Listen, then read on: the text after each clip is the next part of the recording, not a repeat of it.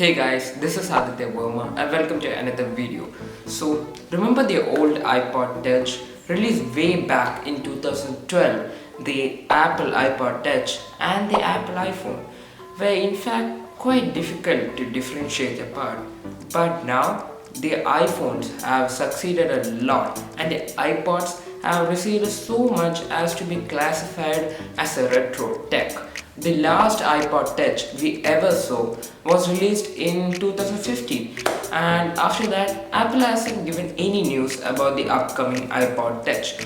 But in May 28th, Apple has finally released a new iPod Touch, the 7th generation Apple iPod Touch. But the question which arises in all our minds are, why? Now, as you might expect, the 7th gen iPod Touch doesn't bring anything new to the table. In fact, it is very old. And you can see that when you look at the iPod Touch for the first time. It looks like the old iPhone design with a lot of bezel and a physical home button instead of a capacitive one. That means that there is no Face ID or Touch ID in this phone.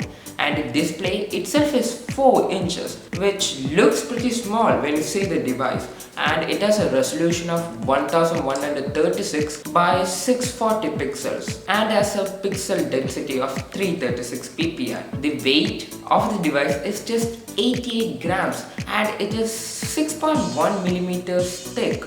That's small. There is an upgrade with the chipset though, with Apple now using the A10 Fusion chip instead of the A8 Fusion chip which they used in the previous iPod Touch. Apple says that the A10 Fusion chip can bring a 2 times improvement in performance and a 3 times improvement in graphics. But I don't think you will find a problem in speed because the new iPod Touch is the only iPod Touch which is going to get the iOS 13 upgrade. So that means that you have the latest and greatest Apple software. Now let's talk about the design of the metallic body of the iPod Touch. We already talked about how the front of the device is looking like, with the small display, the physical home button and the camera at the top of the display. Now, when you see the top of the phone, you see the on-off button like Apple used to do in the previous years.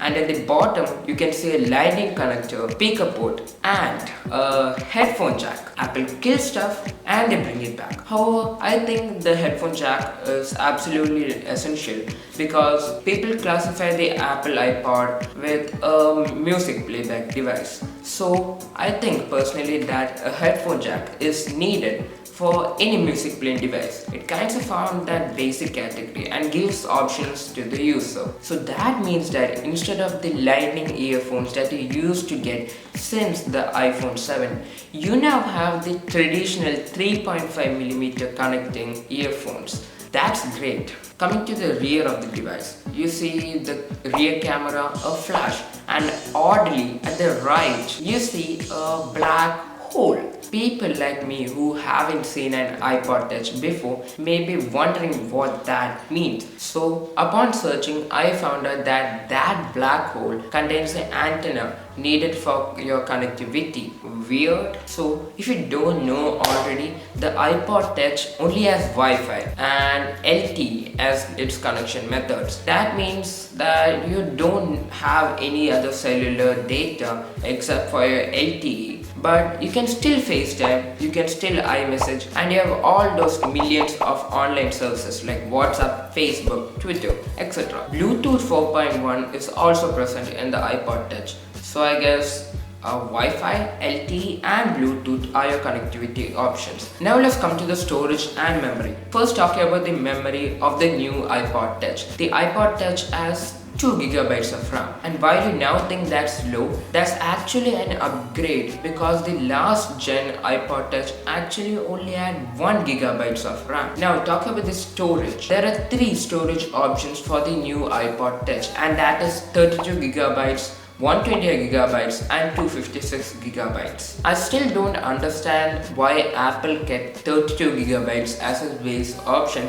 instead of keeping it as 64GB. Now, talking about the camera. So the rear camera of the iPod Touch has a resolution of 8 megapixel and has an aperture of f2.4. It can record 1080p videos at 30 frames per second, slow motion videos at 120 frames per second, and all the time lapse and stuff.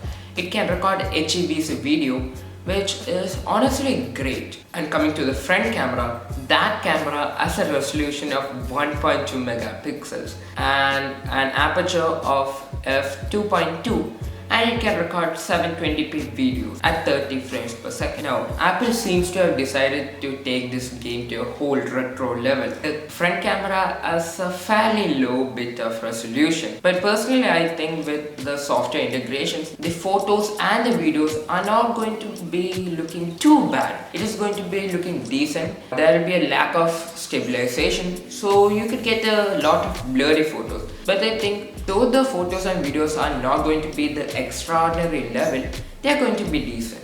Now let's talk about the colors.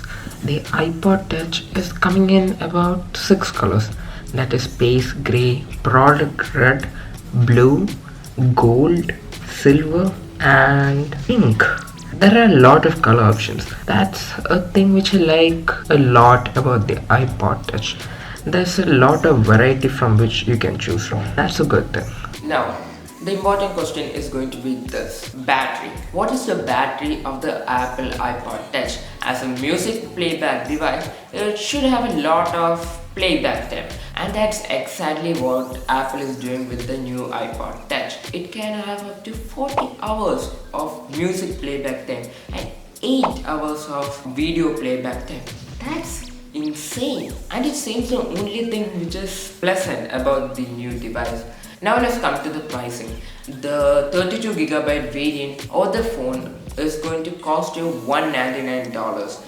The 128GB variant is going to cost you $299, and the 256GB variant is going to cost you $399. Now, if you have to say something about buying this phone, if you are buying this phone, never buy the 128GB variant and the 256GB variant. They just seem not worthy enough for the old specifications that you're receiving. But the $199 variant seems fine if you are buying the phone. In fact, that price tag seems to be the lowest price tag which has been issued by Apple. So we can safely say that the iPod Touch 32GB variant is the cheapest Apple phone. Now, why do you want this phone? And who is this phone for? Why would you buy this phone instead of the iPhone? Well, there are some reasons why you would want this phone. The first reason is that if you are to buy a phone for a kid, I think buying the cheapest ever Apple phone seems to be a good option.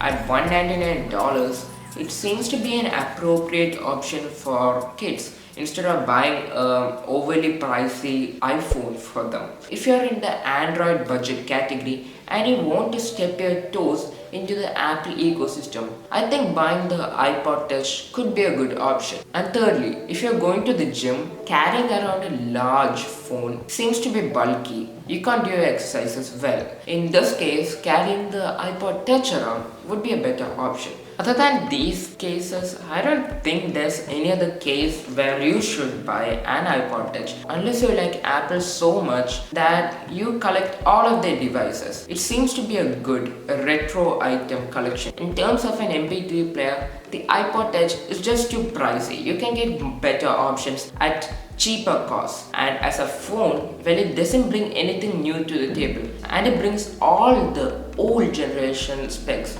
So that means you can get better devices for a better cost. So that's it for this video. What do you think about the iPod Touch? Let me know in the comments down below. If you haven't followed already, I have a Twitter page where I announce the new announcements, personal and professional. So make sure to follow that. The link would be in the description below. If you like this video, make sure to hit the like button and click subscribe. And when you hit subscribe, make sure to hit the bell icon so that you get notified about all the latest videos. So that's it for me now. It's Aadithya Varma and I'm signing out. Bye.